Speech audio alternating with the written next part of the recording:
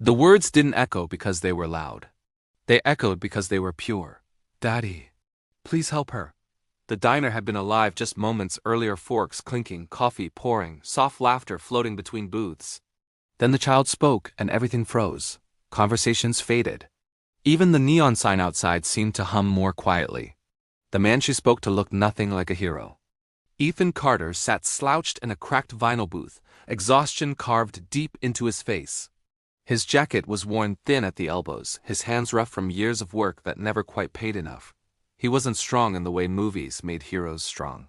He was strong in the way people became strong when they had no choice. Ethan was a single father. His wife had passed away 4 years earlier, leaving him with their daughter Lily, 7 years old, bright-eyed, and endlessly observant. Since then, life had narrowed into a careful routine: warehouse shifts at night, maintenance work at a community hall during the day, and quiet promises whispered to Lily that things would be okay. That evening, the diner was their small reward. A place where pancakes felt like celebration and where Lily's smile came easily. That's when Ethan noticed the tension. Near the counter, a young waitress named Hannah stood rigid, her tray shaking slightly. 2 customers had been speaking to her in a way that made the air feel wrong, not shouting, not touching, but crowding her space, ignoring her discomfort, refusing to let the moment pass. Hannah tried to laugh it off, to step away, but every attempt was met with louder voices and closer proximity. Other diners noticed. And like so many times before, they looked away. Ethan felt the familiar war inside his chest. The fear, the calculations, the knowledge that he couldn't afford trouble, not emotionally, not financially. He had Lily to think about. He lowered his eyes, cutting Lily's pancakes smaller than necessary.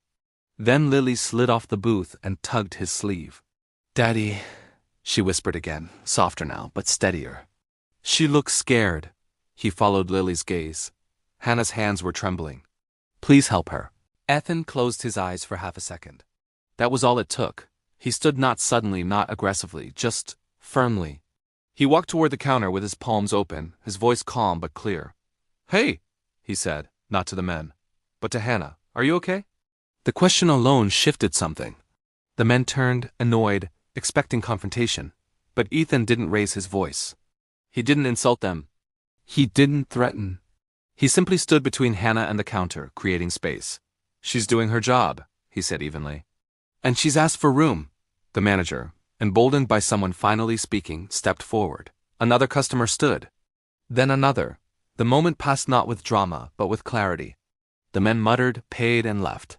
No shouting, no chaos. Just silence breaking into relief. Hannah exhaled shakily. Her eyes filled with tears she hadn't allowed herself to feel yet. "Thank you," she whispered.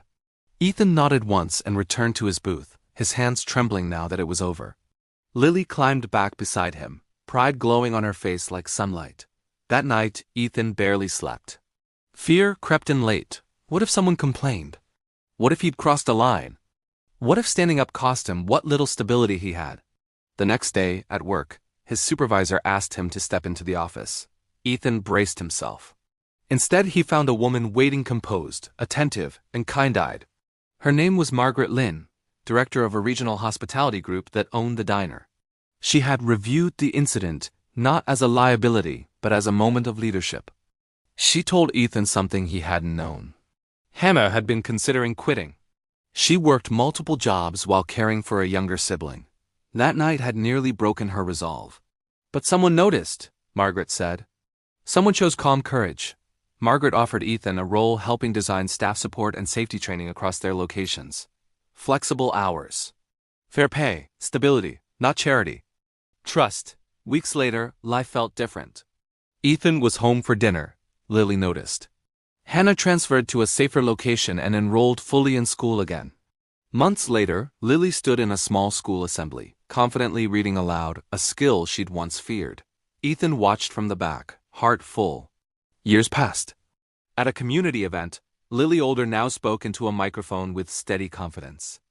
"My dad taught me," she said, smiling toward the crowd, "that helping doesn't mean fighting. Sometimes it just means standing where others won't." Ethan wiped his eyes.